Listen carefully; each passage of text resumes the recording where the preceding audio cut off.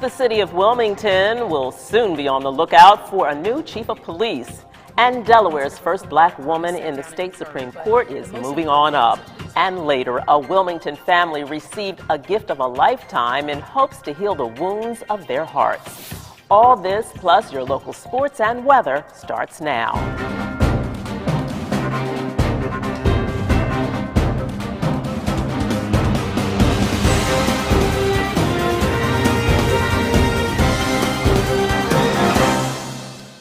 In 2019, she made history by being the first black woman to serve on the state's highest court. But now she's moving up. Hello and welcome to another edition of DETV News. I'm Lauren Wilson. Justice Tamika Montgomery Reeves has been confirmed to the Federal Appeals Court. The United States Senate voted 53-35 to approve Montgomery Reeves' nomination to the Third Circuit Court of Appeals. Montgomery Reeves' Senate nomination is a part of the Democrats' push to approve more of President Biden's judicial nominees. During his campaign, President Biden pledged to bring more diversity to the federal bench. Black women have continued to be underrepresented in the Federal Appeals Court, but the president has already won a record appointment of 11 female federal appellate judges. The Democratic-led Senate also confirmed U.S. Magistrate Judge Dana Douglas to the Fifth U.S. Circuit Court of Appeals, a New Orleans-based court.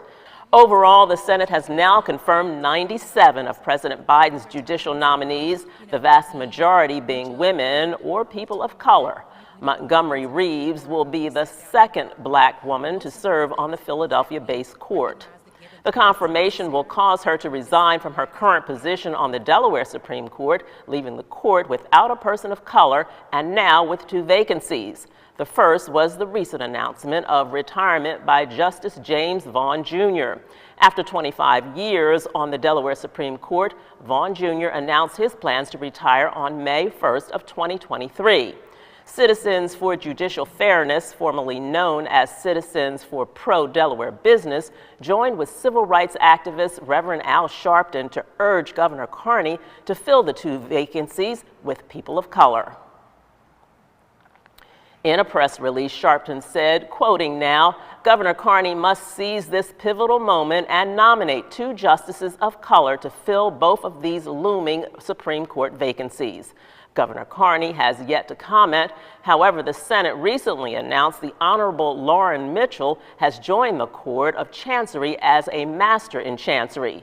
Before joining, Master Mitchell had been serving as Deputy Attorney General at the Delaware Department of Justice. In other news, Wilmington Police Chief Robert Tracy has been named the next police chief of St. Louis, Missouri. After over 5.5 years of serving the city of Wilmington, Chief Tracy will officially step into his new role as top cop for St. Louis on January 9th. Tracy will be overseeing a city with a population almost 4 times larger than the city of Wilmington. During the press conference, Tracy took to the podium to list his experience and accomplishments in Chicago, New York, and in Wilmington. When I started my work in Wilmington, it was dubbed Murder Town, USA by Newsweek. Murder Town, USA by Newsweek. However, by January of 2019, the headlines read, "From Murder Town to Turnaround Town," because Wilmington finished 2018 with a 56% reduction in shootings and 41% decrease in homicides. Earlier this year, Wilmington City Council gave Chief Tracy a vote of no confidence due to his lack of diversity in leadership within the department. Tracy has said he would step down as chief in Wilmington regardless of whether he was selected as St. Louis's next police chief. Chief Tracy will be the first police chief hired from outside of that department. Now back in Delaware, an SUV crashed into a nursing home in Tallyville. The driver says she was trying to park but hit the gas pedal, slamming into Manor Care off of Falk Road. The driver narrowly missed a full room of oxygen tanks, which would have exploded. The driver was treated for minor injuries, and thankfully, no other injuries were reported. We're going to take a quick break, but when we come back, the holidays are quickly approaching and many are in the spirit of giving. Plus, lead levels in schools across the state continue to make the headlines. Find out what the state is doing after the break. Still searching for cheap gas prices? Dump the pump and ride DART. You can DART to your destination for only $4 all day. Let DART do the driving while you enjoy our free Wi-Fi available on all buses statewide. While scrolling through your favorite apps, don't forget to download DART's free transit app for real-time bus information and enjoy the convenience of contactless fare payment through DART Pass. So what are you waiting for? Dump the pump and try transit. Visit dartfirststate.com or call 1-800-652-DART. A new beginning, a second chance. Call it what you want, but this is what never giving up looks like. This is what finding someone who believes in you looks like. I thought Goodwill was just a store until a friend told me about Train to Gain through Goodwill's Job Resource Center. After 5 years away, I had a lot of self-doubt and fear about my future. But Goodwill had my back, and today, I love where I work. They matched me with an employer who believes in second chances. And now, I have a new start thanks to Goodwill. To learn more about Goodwill's career development opportunities, call today. Welcome back. We're finally in the season where we have to warm up our car to get rid of the frost in the morning. But the winter chill is just a reminder that the holidays are upon us. Here's Shakira Denise with the weekend forecast. It's been a cold December so far, and can you believe that the first day of winter doesn't start until December 21st? Now, let's take a look at your 3-day weekend weather forecast. On Feel Good Friday in Newcastle County, we'll have a high of 47 degrees with some early morning showers and clouds throughout the day. Now on Saturday, it'll be a high of 43 degrees with mostly sunny skies. And wrapping up the weekend on Sunday, it'll be the coldest day with a high of 40 degrees with mostly sunny skies. Overall, it'll be cold, but still a good weekend to do your holiday shopping. I'm Shakira Denise, and this has been your 3-day weekend weather forecast. I want to wish you and your families a very Merry Christmas, and I'll see you again before the new year. Thanks, Shakira. In other news, the state's handling of lead water testing in schools continues to be in the headlines. The Delaware Department of Education has contracted a private firm to retest drinking water in schools across the state. You may recall the state began testing in late 2020 for the elevated levels of lead, but schools across the state were not made aware of the results until May of this year. Despite the concerns expressed about the testing and lack of communication, state officials denied issues until the U.S. Environmental Protection Agency intervened. The state is now actively working with federal and state local partners to ensure all Delaware children and school staff are safe and have clean drinking water. Resampling and retesting will begin this month and will take about 3 months to complete. Results will be shared with school leaders as they receive them from the lab. Districts and charter schools will then share the results and any next steps with their school communities. To learn more about the school water testing program, go to de.gov/schoolwater. Switching gears now, last year, Chemours announced a $4 million investment in Eastside Charter School's state-of-the-art STEM facility. DETV's Kaylin Pride was at Eastside Charter as they began tagging the building in preparation for its demolition. That's right, Lauren. Students will begin coming out of their classrooms today here at Eastside Charter School to begin tagging this building right here behind me before its demolition on Tuesday. So you'll have children writing things like tummy aches. You'll have children writing things like procrastination. You'll have children writing things what they want to leave behind, because we believe in goal setting for all children. With a new year around the corner, Eastside Charter is saying out with the old and in with the new beginnings.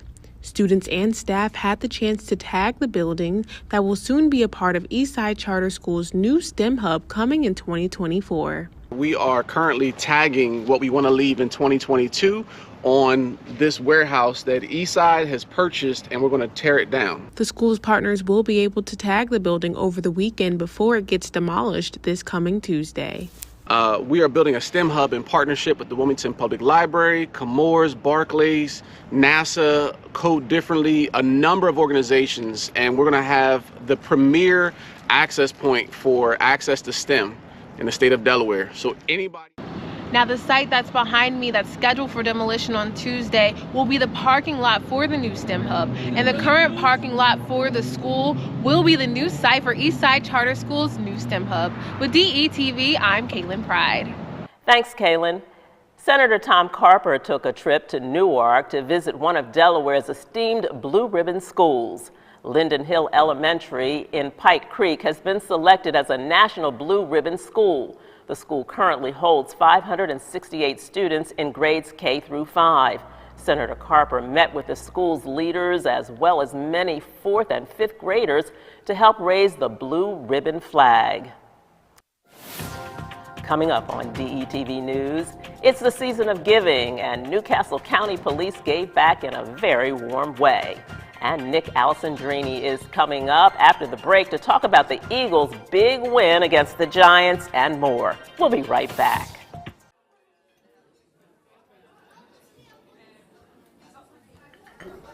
Government doesn't make a move without an agenda, some type of plan. The problem is we haven't been on the agenda. Sometimes we're overlooked. Sometimes our interests aren't the interests of those in power.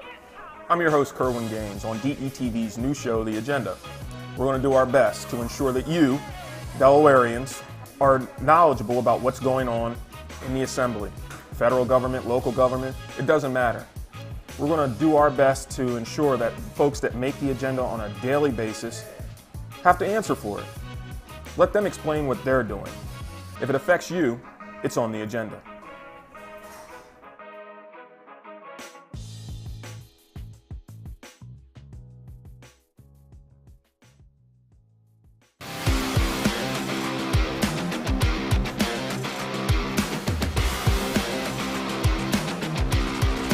Welcome back to DETV News. I'm Nick Alessandrini, and after a long, hard-fought high school football season, we have crowned our 3 class champions. The Birds, they're the first team in the NFL to clinch a playoff spot after Sunday's win over the Giants. Plus, with the help of Delaware Live Sports, we will bring you the early high school basketball and wrestling rankings for the winter's season. A lot to get to, but we have to start with the 4 championship games on Saturday. It was a great day for football over the weekend at Delaware Stadium, where 8 teams were looking for state titles. The action, though, got started with the Unified Flag Football Championship between Caesar Rodney and Newark Charter, and that could have been the best game of the day. This one goes into overtime and could have been a tie, but Caesar Rodney takes home the championship by racking up more yards in that overtime. Congrats to the Riders.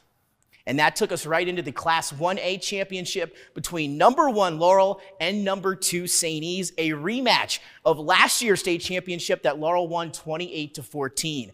The Bulldogs looking to go back-to-back, and we'll start this one early. After St. E's fumbles on the first play from scrimmage, Laurel's Xavier Limehouse would take this one 37 yards on 4th and 2 for the game's first score. Dogs lead 7-0. Laurel would find the end zone again in the second, this time a 13-yard touchdown run by Tate Walls. Laurel extends that lead 14-0 in the first half.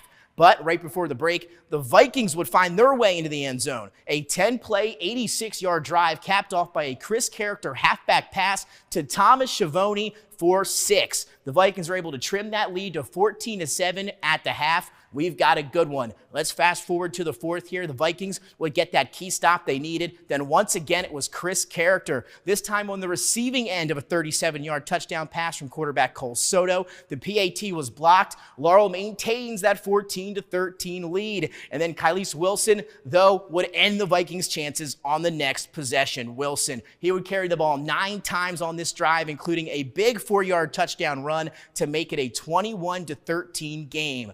Last chance for St. E's on the ensuing drive, but it would end quickly with Pat Bell coming up with a huge sack fumble that would be scooped and scored by DeMontre Smith to seal the deal. And Laurel, they go back-to-back under head coach Joey Jones with a 28-13 win. Wilson finished with 190 yards and a touchdown for the Bulldogs.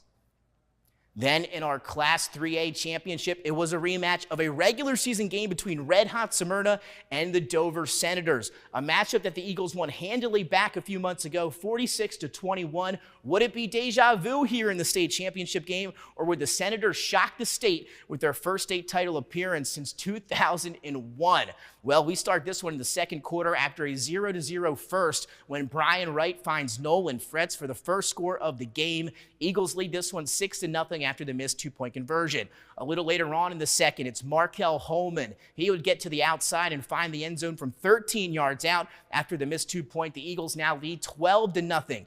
Dover, though, would answer with a score of their own. A 15-yard touchdown pass from Nasheem Cosme to John Parker cuts the Eagles' lead to 12-7. But from that point on, it was all Eagles. Smyrna would score 40 unanswered points on their way to a 52-7 victory in the Class 3A championship. Quarterback Brian Wright finished with 260 yards and 2 touchdowns, and the Offensive Player of the Year, Yamir Knight, you probably know that name, caught and threw a touchdown and then ran for 2 more in the state championship win for head coach Mike Judy and the Smyrna Eagles, who put up the second most points in state championship history with the 52 they laid on Saturday. Then it was a battle of the undefeated in the nightcap, the Class 2A championship between 12-0 Wilmington Friends and 12-0 Caravel Academy, a matchup that fans had been anticipating all week, and it lived up to the hype. Friends would get on the board first with a long opening drive capped off by a Robbie Tattersall touchdown pass to Ishmael Dobson. The Quakers lead early in this one 7-0. Friends would get a stop on the ensuing Caravel drive and move the ball down the field for an Alessio Christianetti Walker 30-yard field goal attempt. It is up and it is through. 10-0 early lead for the Quakers.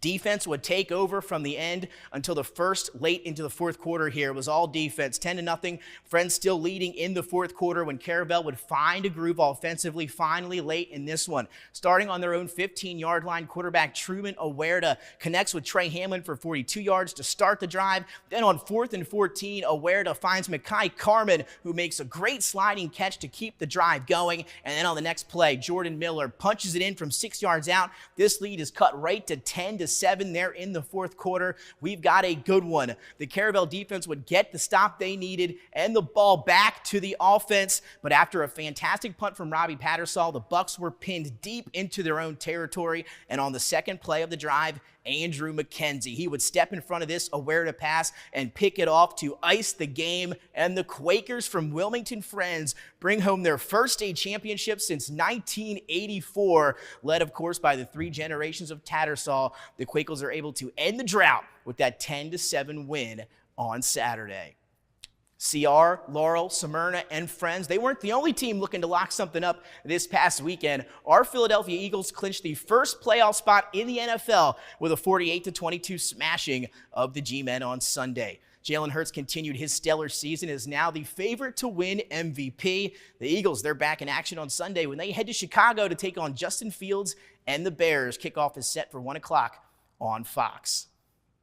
And with the conclusion of the high school football season, we can now shift our focus to the winter.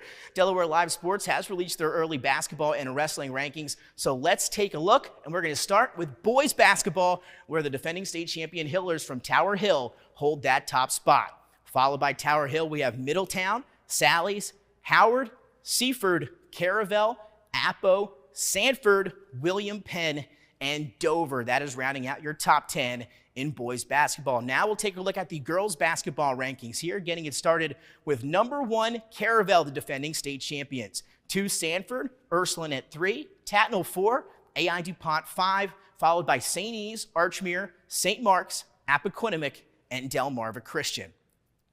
And to wrap up this week, we also have the Delaware Live Sports wrestling team and individual rankings. Benny Mitchell, he's the best in the business. He's responsible for these rankings, and they look like this. We'll start in Division 1 here, your team wrestling rankings. At number 1, the Sussex Central Golden Knights, followed by your defending state champion Cape Henlopen Vikings. Cesar Rodney Riders under new head coach Trey Mitchell. There they are at 3, Sally's 4, and Smyrna 5. Then in Division 2, it's the very talented Caravel Academy leading our rankings off at number 1.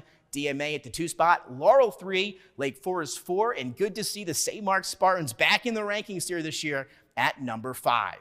And before we close out, we're now going to flash for you our individual wrestling rankings on your screen right now for every weight class here. Make sure to keep up with them on Delaware Live Sports on Facebook, but you can take a look at those right there, your individual wrestling rankings.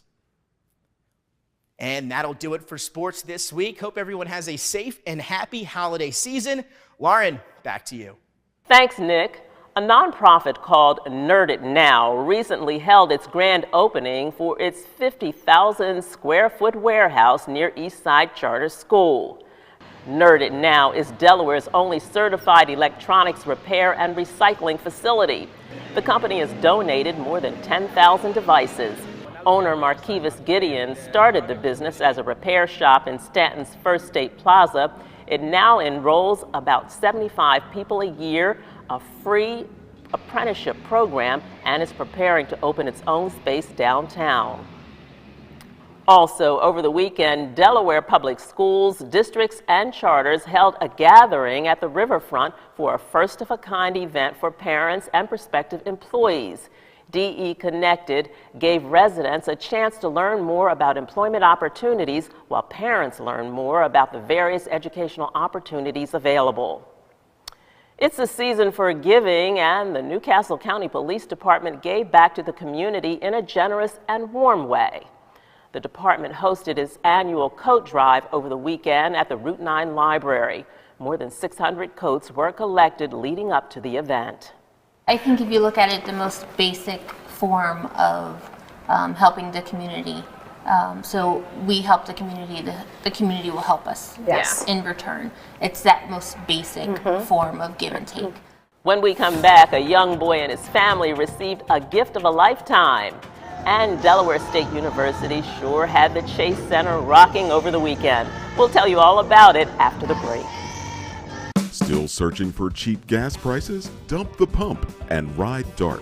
You can DART to your destination for only $4 all day. Let DART do the driving while you enjoy our free Wi-Fi available on all buses statewide. While scrolling through your favorite apps, don't forget to download DART's free transit app for real-time bus information and enjoy the convenience of contactless fare payment through DART Pass. So what are you waiting for? Dump the pump and try transit. Visit dartfirststate.com or call 1-800-652-DART. Welcome back. One special student from Delaware State University received a hefty scholarship from AT&T's Dream in Black program, and DETV was there to cover it all. Take a look.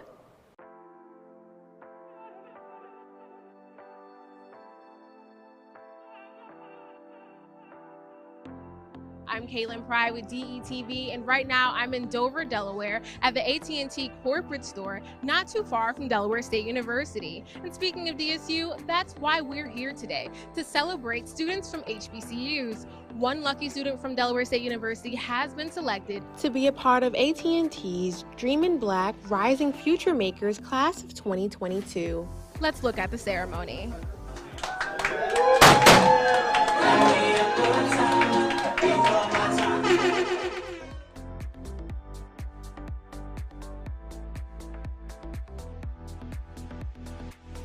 It feels really good, despite the trials and tribulations I went throughout my matriculation at my university. It really just shows that no matter what, there's always a light at the end of the tunnel, and as long as you stay positive, positive will come. AT&T Dream in Black, it is really a culture movement, right? It's for our internal employees. It's also for externally. It's our way of how we support our Black community, a community that is so important to us. It's a way that we can give back. Every student that applied, they had to submit what their goals are and what they're doing. And their achievements that they've had in school. Watching Tamon's video was just amazing, you know. So the whole purpose is all about showing your accomplishments and your dreams and how it can help you to further succeed your goals. You know, it's just great being able to give back to someone, and I remember when someone gave me a scholarship and how that made me feel, knowing that someone cares about my growth and what I'm going to do. You know, these are the next people who are going to drive this company, not just this company, but this country. And just seeing that someone who works very hard, I mean, president's list, dean's list, like those are huge accomplishments in the educational realm. It was my intent that someone from Del State University would be part of this year's Dream in Black. I am also a proud parent of a graduate of Delaware State University, and we are Dover strong. We're Delaware State University big, and we all dream in black. You know, they're working hard. They're trying to put an imprint into this nation, into the world. So why not give back to those who are working hard, not only in the classroom, but also in the community, to bring others up with them. And seeing how this company gives back to those who work hard, especially at a HBCU, it's just amazing to see. But great job, Tamar. To see the entire ceremony, head to our Facebook and our YouTube page. Now with more Delaware State University news. This past weekend, Delaware State University's annual Presidential Scholarship Ball returned and once again was in full effect. The sold-out event had more than 1,000 people in attendance at the Chase Center, all to raise scholarship funds for DSU students. I hope that future generations of Delaware State University's students continue to benefit from the programs, scholarships, and resources being provided for. And hopefully, as I stand here now, expanded to help more of us find our futures and bring us into the Hornet family. Thank you so much. The annual ball is the university's major fundraising event in which net proceeds from ticket and table sales support students in need through financial scholarships. The evening featured a dazzling night of live entertainment, dancing, music, and a performance from none other than R&B vocal group Boys to Men. The group sang many of their hit songs, including On Bended Knee, It's So Hard to Say Goodbye to Yesterday, and Motown Philly.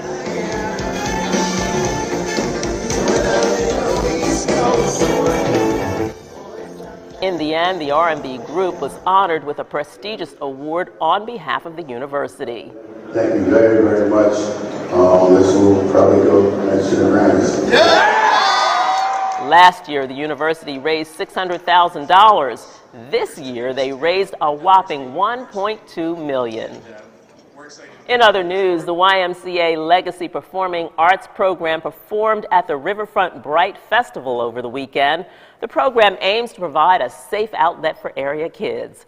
Located at the Walnut Street YMCA in Wilmington, Essence Legacy has expanded from a percussion and drill team to incorporate step, majorette, color guard, and cheerleading. And this next story is sure to pull heartstrings. 10 years ago, cancer survivor Frank Squio promised to help heal the hearts and minds of children stricken with life-threatening illnesses and their families. Frank founded Baking Memories for Kids, an organization that attempts to help heal wounds by creating uplifting and unforgettable memories for brave families. As you guys look at this, my 10-year banner here, half of those kids on there are no longer here. So when we do a surprise, we never know what tomorrow is going to bring for any of my kids. And I've done 265 of these in 10 years. Aaron Kuban was born with hypoplastic left heart syndrome and at just 4 years old has undergone 3 open heart surgeries. Baking Memories for Kids surprised Aaron and his family with an all-expense-paid trip to Florida. They are going to be getting on a plane with the whole family and going to Florida for a trip of a lifetime. Every single amusement park, front of the line, everything is paid for by people buying the cookies for a whole week. Even though we were told we were going, it doesn't feel real to be able to get something that's such a blessing, to be given something such thought behind it, and for it to be so planned out just for our families. That's a beautiful story. And finally tonight, a young girl from Townsend received a special surprise after coming home from school. 13-year-old Evelyn was surprised to find actor and author Terrence K. Williams in her kitchen waiting to make, yes, pancakes, inspired by his book From the Foster House to the White House. Evelyn sent him a video sharing her story and her experience of being bullied and being adopted into a white family. I saw the video, I was like, wow, that's like absolutely crazy that someone would bully someone because their parent is a different color than them. And I just thought that was ridiculous because I know growing up in foster care, I didn't care what color someone was. I wanted someone to love me. I wanted to be in someone's home, you know, and I just wanted to be loved. And it didn't matter, like the race did not matter. The two chatted about school as they made pancakes from his breakfast food company, Cousin T's. He also brought gifts to help make her Christmas even more special. That's all for DETV News. I'm Lauren Wilson. It's been a pleasure anchoring DETV News for the year of 2022, and we hope you continue to tune in next year. Be sure to follow us across all of our social media platforms, and be sure to check us out on our website at detvch.com. Be safe and have a very Merry Christmas and a Happy New Year.